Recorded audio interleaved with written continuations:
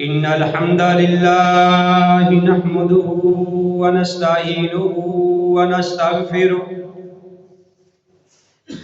ونعوذ بالله من شرور أنفسنا ومن سيئات أعمالنا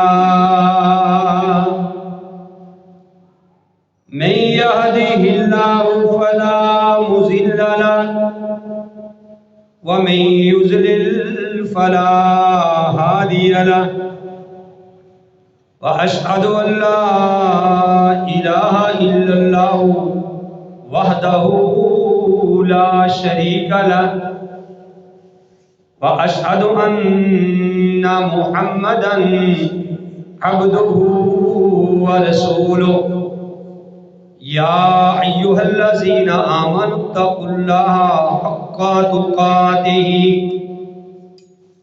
ولا تموتن إلا وأنتم مسلمون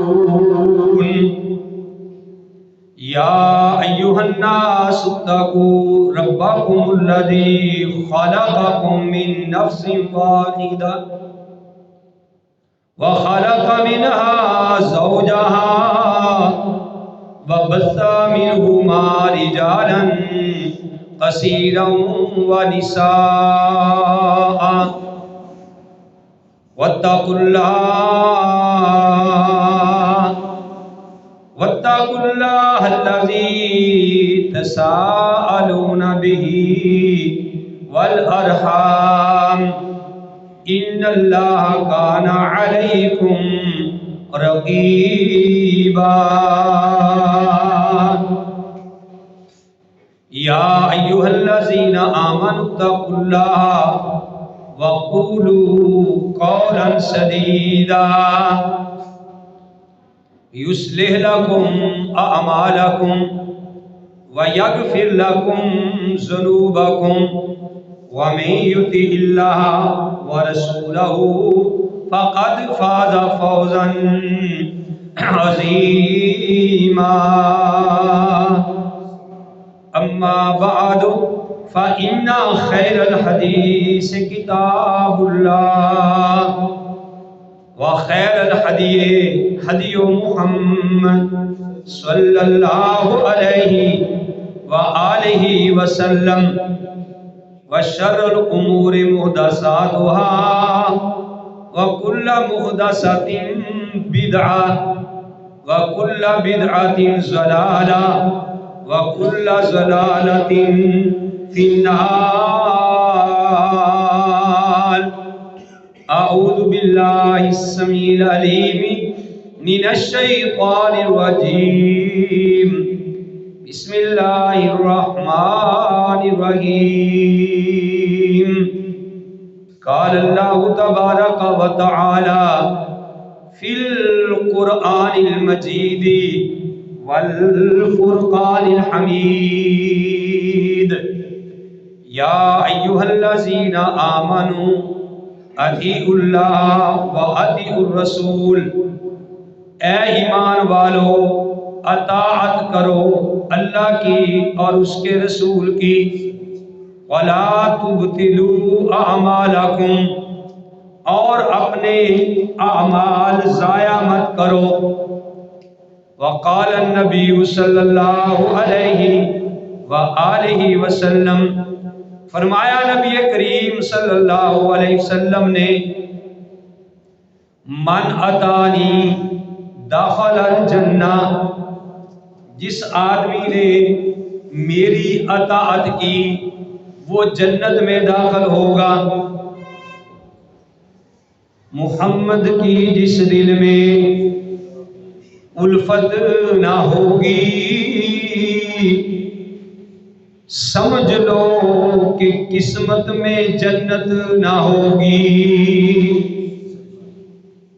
بھٹکتا رہا ہے بھٹکتا رہے گا محمد سے جس کو عقیدت نہ ہوگی. کرے جو اطاعت دل سے محمد کی، اس کو پیر و مرشد کی حاجت نہ ہوگی۔ حضرات، حمد و ثنا کے لائق اللہ رحیم و کریم کی ذات پاک ہے۔ وہ اللہ جو پوری کائنات کا خالق بھی ہے، مالک بھی ہے اور رازق بھی ہے۔ لا شریک لہ، اس کا کوئی شریک نہیں،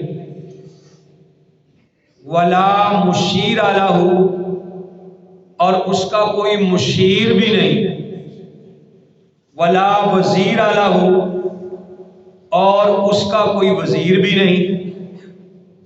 حمد و ثنا کے بعد لاکھوں اور کروڑوں درود و سلام امام الانبیاء، امام القبلتین، امام الثقلین، امام الحرمین، امام اعظم، رہبر اعظم، مرشد اعظم، آمینہ کے لال، عبداللہ کے در یتیم، ساری کائنات کے سردار محمد رسول اللہ صلی اللہ علیہ وآلہ وسلم کی ذات گرامی۔ محترم حضرات، جس طرح کہ آپ کے علم میں ہے کہ پچھلے جمعۃ المبارک کے خطبہ کے اندر یہ اعلان کیا تھا کہ انشاءاللہ الرحمن آئندہ جمعہ جو ہے وہ سوال و جواب کی نشست پہ ہوگا۔ اس کا ایک الحمدللہ جو ہم نے سلسلہ رکھا ہے کہ ایک مہینے میں ایک جمعہ جو ہے وہ سوال و جواب کی نشست پہ ہوتا ہے۔ اس سے یہ بھی فائدہ ہوتا ہے کہ سوال ایک آدمی کرتا ہے اور بہت سارے بھائیوں کو اس مسئلے کا پتہ چل جاتا ہے، اور ویسے بھی اگر ہر جمعے ہی سوال و جواب کیے جائیں تو پھر اتنا وقت بھی نہیں ہوتا، تو اس لیے ایک مخصوص جمعہ کر لیتے ہیں۔ تو بھائیوں، جب تک بندہ غور سے بات نہ سنے، بات سمجھ میں نہیں آتی، اور بات غور سے ہی سننی چاہیے، اسی میں ہی فائدہ ہے۔ اور انشاءاللہ جب آپ توجہ کریں گے، بات کو غور سے سنیں گے، تو بہت سارے مسائل جو ہیں وہ اللہ کی توفیق سے حل ہو جائیں گے۔ میرے بھائیوں، میں بغیر ہی کسی تمہید کے بات شروع کرنے لگا ہوں۔ جو آیت کریمہ آپ کے سامنے تلاوت کی ہے، اس میں تو یہ بات فرمائی گئی ہے کہ اے ایمان والو، اللہ اور اس کے رسول کی اطاعت کرو اور اپنے اعمال ضائع مت کرو۔ اس سے یہ بھی ثابت ہو گیا کہ جو اپنی مرضی سے اعمال کیے جائیں، دین کی بات کو جان بوجھ کر چھوڑ کر، تو وہ جب بندہ عمل کرے کتاب و سنت کو چھوڑ کر، تو اس کے باقی اعمال بھی ضائع ہو جاتے ہیں۔ تو اس لیے جب نبی کی بات آ جائے، مصور کھینچ لو نقشہ کہ جس میں یہ صفائی ہو، ادھر فرمان محمد ہو صلی اللہ علیہ وسلم اور ادھر گردن چکائی، تو ان مسائل میں سے، سوالات میں سے ایک سوال یہ بھی ہے کہ بھئی یہ جو مسئلہ تعزیت والا ہے، غم والا مسئلہ ہے، کوئی آدمی فوت ہو جاتا ہے تو ہمارے ہاں یہ ہوتا ہے کہ کہتے ہیں جی 40 دن تک پوری بٹھا کے بیٹھے رہتے ہیں، کیا یہ جائز ہے؟ پہلی تو بات آپ کو پتہ ہونا چاہیے کہ اب 40 دن والا رواج ختم ہو گیا، کیونکہ لوگوں کے پاس اتنا ٹائم نہیں ہے۔ اب تو ماشاءاللہ 40واں جو ہے وہ بھی دوسرے دن ہونا شروع ہو گیا ہے جی، ویسے بھی نہیں ہے، مہنگائی کا دور ہے، ٹھیک ہے نا، تو لوگ چھوڑتے جا رہے ہیں، لیکن مسئلہ تو اپنی جگہ ہے نا۔ سوال اگر کسی بھائی نے کیا تو پھر بندے کو جواب تو دینا پڑتا ہے۔ میرے بھائیوں، جو اس طریقے سے جو ہم یعنی بیٹھتے ہیں نا 10 دن یا 40 دن، تو پہلی تو بات یہ ہے کہ اس طریقے سے بیٹھنا جائز نہیں ہے، قرآن و حدیث سے ثابت نہیں ہے، نبی علیہ السلام سے ثابت نہیں۔ نبی علیہ السلام کی موجودگی میں نبی کا بیٹا فوت ہوا، نبی کی بیٹیاں فوت ہوئی، صحابہ فوت ہوئے، تو کسی نے اس طریقے سے کام نہیں کیا۔ دوسری بات یہ ہے کہ شریعت نے کچھ پابندیاں لگائی ہیں، ان میں سے ایک بات یہ بھی ہے کہ آپ نے اس بات سے منع فرمایا ہے کہ 3 دن سے زیادہ سوگ جو ہے وہ جائز نہیں، سوائے اس عورت کے کہ جس کا خامند فوت ہو جائے۔ یہ بات بھی ذرا غور سے سنیے۔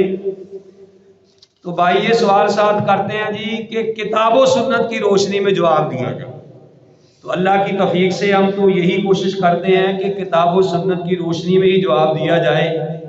اگر قصے کہانی سنانی ہے تو پھر میرے بھائیوں ممبر پہ بیٹھنے کا، کھڑے ہونے کا کیا فائدہ؟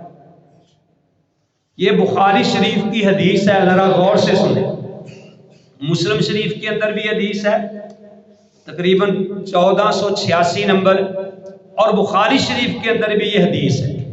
حضرت زینب فرماتی ہیں سب کیا تو رضی اللہ تعالی عنہا، اور یہ بتایا تھا کہ کسی صحابی کا نام آئے تو ہو کہنا ہے، اگر صحابیہ کا نام آئے تو ہا،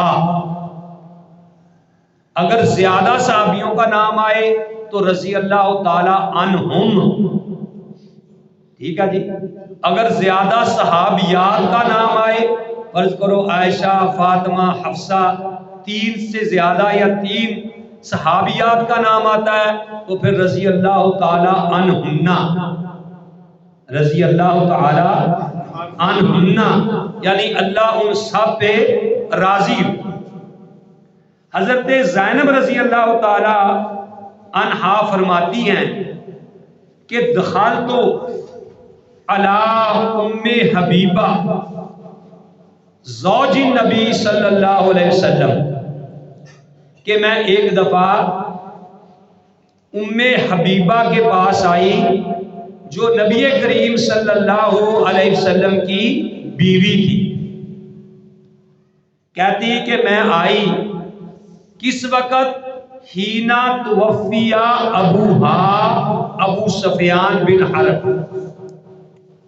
جس وقت ان کے والد ابو سفیان بن حرب فوت ہوئے، اس وقت میں آئی کس کے پاس؟ ام حبیبہ کے پاس۔ ام حبیبہ کون ہے؟ پیارے نبی علیہ السلام کی بیوی ہے، اور ان کے باپ فوت ہوئے تھے کون؟ ابو سفیان۔ کہتی کہ جب میں آئی فداعت ام حبیبہ بالطیب، کہ ام حبیبہ نے خوشبو منگوائی، زرد رنگ کی خوشبو منگوائی۔ وہ فرماتی ہیں کہ جب انہوں نے خوشبو منگوائی زرد رنگ کی، انہوں نے تھوڑی سی، ایک وہاں کوئی بچی تھی اس کے لگا دی، اور تھوڑی سی خوشبو اپنے رخساروں کو وہ لگا لی جو زرد رنگ کی، اور ساتھ ہی کہنے لگی وہ مالیہ حاجہ،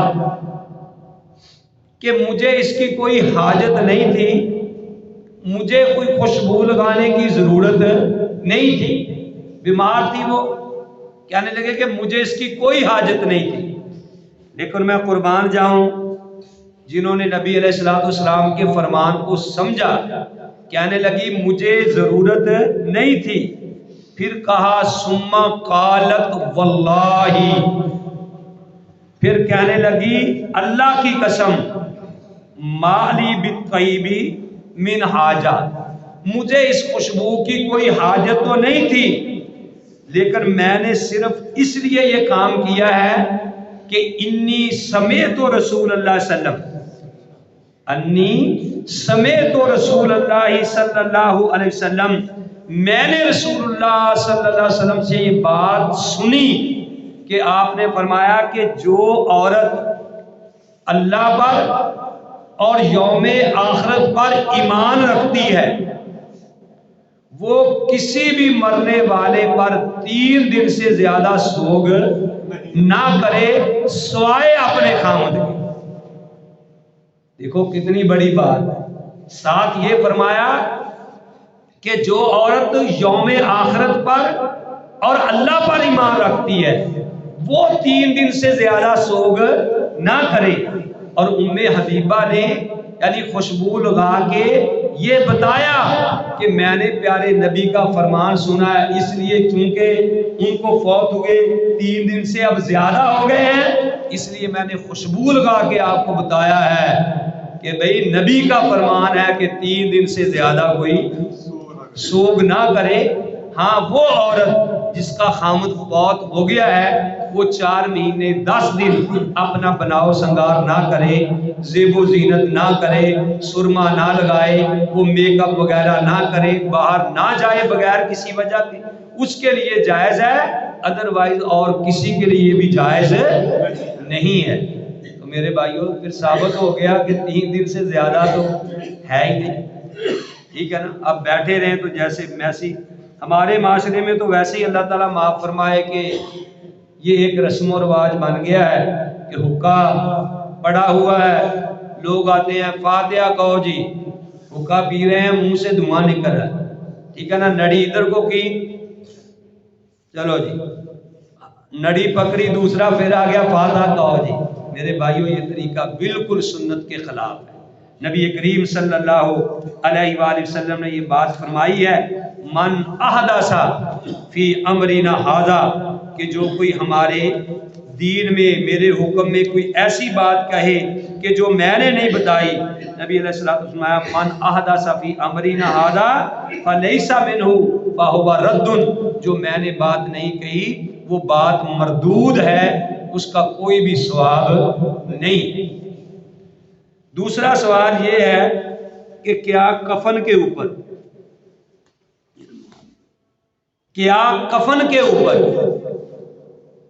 کلمہ لکھنا یا کوئی اور آیات لکھ دیتے ہیں یہ جائز ہے؟ جا کے سنیں بھی ذرا۔ تو میرے بھائیوں یہ حدیث سے یا صحابہ سے یا نبی علیہ الصلوۃ والسلام سے تو یہ بات ثابت بالکل نہیں ہے۔ دوسری بات یہ بھی ہے اللہ کے بندو کہ اگر آپ ایسے کوئی کلمہ لکھیں گے، کوئی آیت لکھیں گے کہ اہل بیت کا نام لکھ دیتے ہیں، تو بعض دفعہ ایسے بھی ہوتا ہے طارق صاحب کہ میت کا پیٹ پھٹ جاتا ہے، ٹھیک ہے نا، کئی بیماری ایسی ہوتی ہے کہ میت کا پیٹ پھٹ جاتا ہے، خون نکلتا ہے، پیپ نکلتی ہے، تو اگر کفن کے اوپر کلمہ لکھا ہوگا اس کی بے ادبی ہوگی، اللہ کا نام لکھا ہوگا بے ادبی ہوگی، اللہ کے نام کی بے ادبی ہے، پیارے نبی کے نام کی بے ادبی ہے، تو اس لیے ان باتوں سے بچنا چاہیے، ٹھیک ہے نا۔ اگر اعمال اچھے ہیں، اگر اس کی موت ایمان پہ آئی ہے، میرے بھائیوں پھر کلمے کی بھی کوئی ضرورت وہاں لکھنے کا کوئی نہیں۔ اگر وہ شرک کی حالت میں مرا ہے، کفر کی حالت میں مرا ہے، تو وہاں سارا قرآن بھی لکھ دو تو اس کو فائدہ کوئی نہیں دے گا۔ تو اس لیے قبروں پہ بھی جائیں، اصل میں تو کہا کرتا ہوں کہ جو پھول ہے وہ دعاؤں کے پھول ڈال کے آئیں۔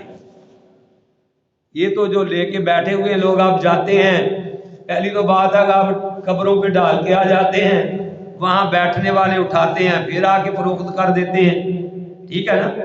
تو پہلی بات ہے کہ جو پھول ہیں وہ دعا کے ہونے چاہیے، قبر پہ جا کے کہو اللہم اغفر لحینا و میتنا، اللہم اجعل قبرہ روضۃ من ریاض الجنہ، اے اللہ یہ جو مرنے والا ہے، کوئی بھائی ہے، بہن ہے، باپ ہے، بیٹا ہے، عزیز ہے، وہاں کھڑے ہو کے کہو اللہم اجعل قبرہ روضۃ من ریاض الجنہ، اے اللہ اس کی قبر کو جنت کے باغوں میں سے باغ بنا۔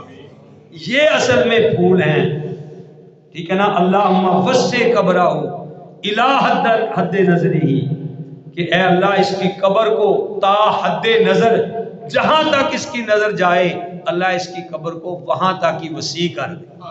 یہ اصل میں پھول ہیں جو مرجاتے بھی نہیں ہیں، ٹھیک ہے نا۔ تو بات یہ تھی کہ کیا کلمہ یا قرآنی آیات لکھنا جائز ہے؟ میرے بھائیوں بالکل نہیں لکھنی چاہیے، یہ بے ادبی ہے، ٹھیک ہے نا۔ جیسے چھاڑ ہم ڈال دیتے ہیں قبر کے اوپر، کلمہ لکھا ہوتا ہے، ٹھیک ہے نا، سلاد لکھی ہوتی ہے، کلمہ لکھا ہوتا ہے، اور قبر وہ گر جاتی ہے، ٹھیک ہے نا۔ تو پھر کیا ہوتا ہے، وہاں جانور بیٹھتے ہیں، کتے اس کے اوپر بیٹھتے ہیں، بلیاں بیٹھتی ہیں، تو یہ کتنی بڑی توہین ہے، بے ادبی ہے۔ تو ایسے کام نہیں کرنی چاہیے۔ یہ کوئی وہابیوں سنیوں والا مسئلہ نہیں ہے کہ ہم یہ کہیں لو جی یہ تو ہونا۔ ہر بندہ احترام کرتا ہے، اہل بیت کا احترام کرتا ہے، اللہ کے نام کا احترام کرتا ہے، تو یہ باتیں میرے بھائیوں جائز نہیں ہیں۔ اچھا جی، ایک سوال ہے، کیا عورت کی طرف سے بھی زہار ہوتا ہے؟ کتاب و سنت کی روشنی میں جواب۔ زہار کا مطلب ہے کہ جس طرح کوئی آدمی اپنی بیوی کو کہہ دے کہ تو میری ماں کی طرح ہے، انتے کا ظاہر امی، تو میری ماں کی طرح ہے، میری ماں کی پیٹھ کی طرح ہے، تو اس کے لیے اگر آپ کہتے ہیں یہ قرآن و سنت سے جواب دیں، تو یہ میرے سامنے اللہ کا قرآن ہے، اللہ توفیق دے تو پڑھیں۔ یہ 28واں پارہ ہے، سورت مجادلہ ہے، اللہ تعالیٰ نے یہ سارا مسئلہ بتا دیا ہے۔ پہلی تو بات ہے کہ زہار جو ہے وہ مرد کی طرف سے ہے، کفارہ بھی مرد ہی ادا کرے۔ عورت اگر کسی مرد کو کہہ دیتی ہے جی یہ میرے باپ کی طرح ہے، وہ زہار نہیں ہوگا، اس پہ عورت پہ بھی کفارہ نہیں ہوگا، کیونکہ اس نے یہ ایک لغو بات کہی ہے۔ کفارہ تب ہے اگر عورت اپنی بیوی، خامد اپنی بیوی کو کہہ دے کہ تو میری ماں کی طرح ہے، ٹھیک ہے نا۔ اور پھر وہ کفارہ جو ادا کرنا ہے وہ بیوی نے نہیں بلکہ کس نے کرنا ہے؟ خامد نے کرنا ہے۔ میرے سامنے سورہ مجادلہ ہے، اللہ حکم الحاکمین فرماتے اللہ زینا یظاہرون منکم من نسائکم، وہ لوگ جو تم میں سے، وہ مرد جو تم میں سے اپنی بیویوں سے اظہار کرتے ہیں، کہہ دیتے ہیں کہ تم میری ماں کی طرح، اللہ کہتے ہیں کہ ان امہاتہم الی اللہ ولدناہم، وہ ان کی مائیں نہیں بن جاتی، مائیں تو وہ ہیں جنہوں نے ان کو جنا ہے، جنہوں نے ان کو جنا ہے۔ وَإِنَّ اللَّهَ لَعَفُوٌّ غَفُورٌ، اللہ معاف کرنے والا بھی ہے، بخشنے والا بھی ہے۔ اب اس کا شان نزول کیا ہے کہ ایک عورت نے، ایک عورت، ایک آدمی، غالباً اوس بن صامت نے، اس نے اپنی بیوی خولہ کو کہہ دیا، ٹھیک ہے نا، کہ تو ایسے ہی ہے جیسے میری ماں کی پیٹھ، تو میری ماں کی طرح ہے۔ اس وقت پیارے نبی صلی اللہ علیہ وسلم کے پاس یہ ابھی مسئلہ اللہ نے نہیں بتایا تھا، تو وہ جب عورت آئی، نبی علیہ السلام نے کہا مجھے معلوم اس بات کا نہیں ہے۔ اس عورت نے کہا یا رسول اللہ آپ کے پاس ہر قسم کی خبر آتی ہے، میرے بارے ہی آپ کو پتہ نہیں ہے، ٹھیک ہے نا۔ آپ نے فرمایا ما اوحی الیہ، میرے پاس کوئی وحی نہیں آئی۔ تو اب وہ جھگڑا کر رہی ہیں، تو اللہ تعالیٰ نے جو نبی علیہ الصلوۃ والسلام کے پاس آ کے اپنے خامد کے بارے میں جھگڑا کیا، اللہ تعالیٰ نے وہ قرآن بنا کے نازل کر دیا۔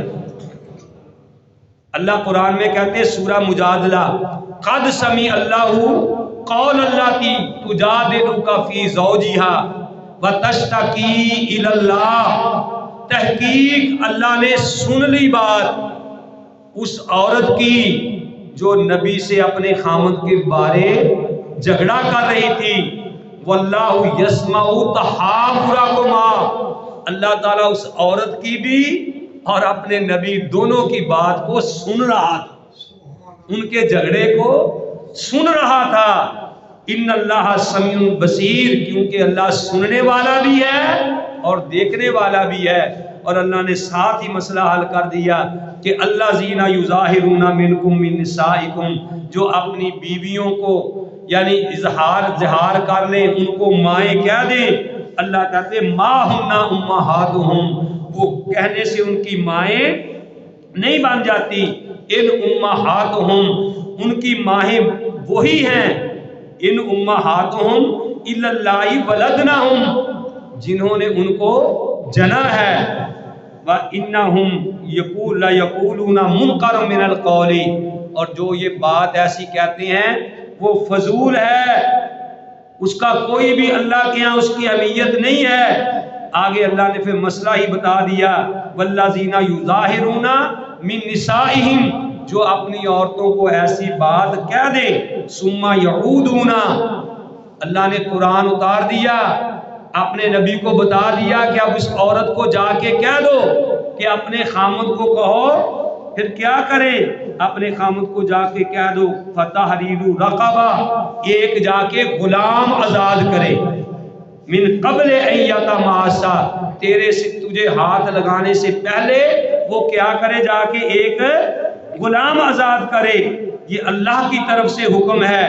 اور اگر وہ فَمَن لَّمْ يَجِدْ، اگر وہ غلام آزاد کرنا نہ پائے، اس کے پاس طاقت نہیں ہے یا اس کو کوئی غلام مل نہیں رہا، تو اللہ نے قرآن میں کہا فَصِيَامُ شَهْرَيْنِ مُتَتَابِعَيْنِ، جا اپنے خامد کو جا کے کہہ دو کہ پھر 2 مہینے کے وہ لگاتار روزے رکھے، من قبل ان یتماسا، تجھے ٹچ کرنے سے پہلے، ہاتھ لگانے سے پہلے کیا کرے؟ 2 مہینے کے روزے رکھے لگاتار۔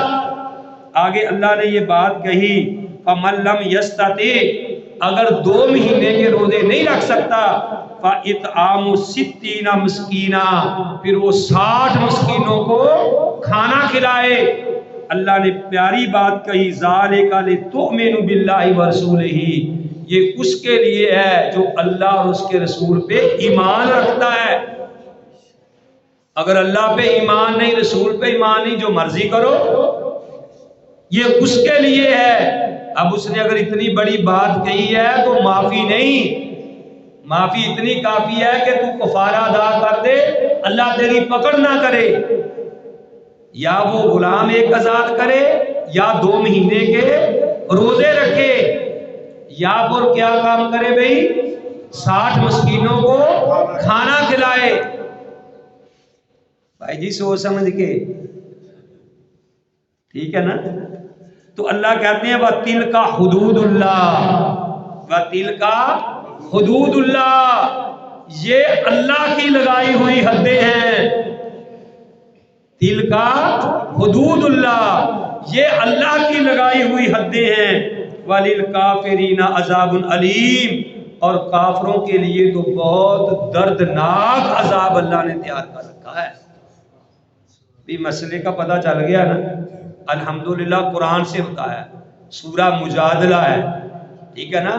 تو سورہ مجادلہ کی آپ کو ایک اور بھی خوبی بتائی تھی کہ اس کی ہر آیت میں لفظ اللہ آتا ہے، ہر آیت میں لفظ اللہ آتا ہے۔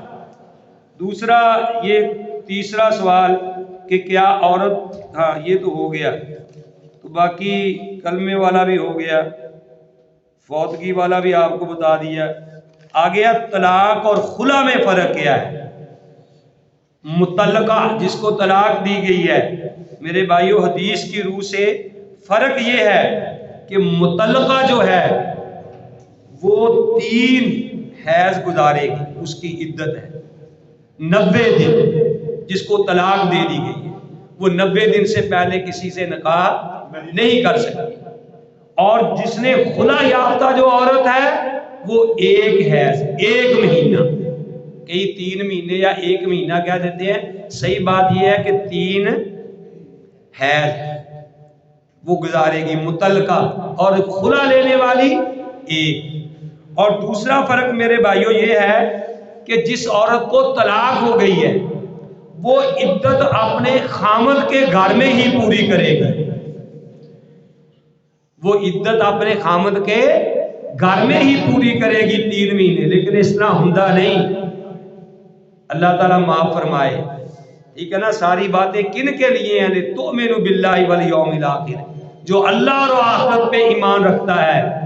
تو میرے بھائیوں جو اپنی مرضیاں کرتا ہے وہ بیچاری کو اسی دن گھر سے نکال دیتا ہے، جب وہ گئی ہے تو پیچھے سے طلاق بھیج دیتا ہے، اس کا مطلب وہ اللہ اور اس کے رسول پہ ایمان نہیں رکھتا، اس کو پرواہ ہی نہیں ہے۔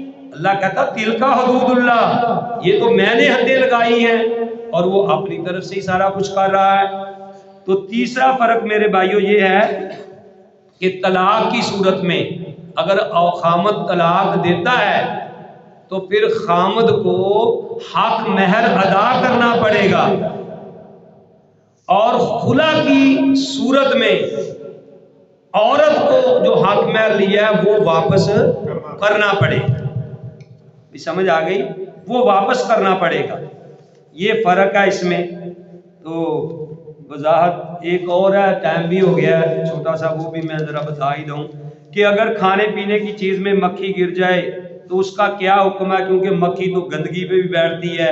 میرے بھائیوں یہ کوئی مسئلہ نہیں ہے، مسئلہ تو یہ ہے کہ نبی علیہ السلام نے اذا واقع الذباب، جب مکھی گر جائے، نبی علیہ السلام کو بھی پتا تھا کہ مکھی گندگی پہ بیٹھتی ہے، اب آپ نے چیک نہیں کرنا مکھی کو کہ بھی گندگی پہ بیٹھ کے آئی ہے کہ نہیں۔ جس طرح بتا رہے کسی نے کہا چائے میں گر گئی مکھی، وہ کہنے لگا نئی چائے بنا کے لاؤ، ٹھیک ہے نا؟ اس نے کہا جی تسی تے استاد جی کیا سیا کہ حدیث ہے کہ مکھی گر جی انہوں ڈبو کے باہر کر دیو، کہندے جی وہ مدینے دی مکھی سی، وہ کھجوراں تے بہ کے آندی سی، ٹھیک ہے نا؟ یہ بھائیوں کوئی مسئلہ جا کے کہندے جی بلی جدی جڑا جھوٹا پاک آ، ہاں جی پاک آ، اگر وہ چوہا پھڑ کے آئی ہوئے، یعنی عجیب قسم کے سوال۔ بلی کا جھوٹا پاک آ، ہاں تیرے سامنے چوہا کھاتی کھاتی وہ منہ ڈال جائے تو نہ کر، پھر میں دیکھتا ہوں تو گھی کو بھی گراتا ہے یا صرف چائے کو ہی گراتا ہے، ٹھیک ہے نا؟ اگر چوہیا گر جائے تو اس کے لیے مسئلہ ہے کہ پگھلی ہوئی چیز میں گر گئی ہے تو ساری ضائع کر دو، اگر جمی ہوئی چیز میں گری ہے گھی وغیرہ میں اتنا اتار کے پھینک دو۔ تو مکھی جو ہے اس کو ڈبو کے باہر پھینک دو اور جناب وہ چائے پی لو، اگر نہیں جی چاہتا تو تمہاری مرضی، لیکن شریعت نے اجازت دی ہے۔ ایک بندہ کہہ رہا تھا جی ایک بندہ ہمارے پاس چائے پینے آتا ہے تو جب اس کے پاس چائے رکھ دیتے ہیں نا تو وہ مکھی کا انتظار کرتا ہے کہ وہ گرے گی میں ڈبو کے باہر پھینکوں گا تو سنت پہ عمل، یہ بھی کوئی مسئلہ نہیں کہ اب چائے بنا کے آپ انتظار کریں کہ مکھی گرتی ہے کہ نہیں، مکھی تو بعض دفعہ آتی نہیں، پھر چائے سے ہم محروم رہ جائیں گے، یہ کوئی مسئلہ نہیں۔ مکھی گر گئی یا اس کو ڈبو کے باہر پھینک کے وہ کھا پی سکتے ہو۔ اللہ تعالیٰ سے دعا ہے کہ اللہ تعالیٰ ہم سب کو صحیح معنوں میں کتاب و سنت پہ عمل کرنے کی توفیق نصیب فرمائے۔ وما علیہ الا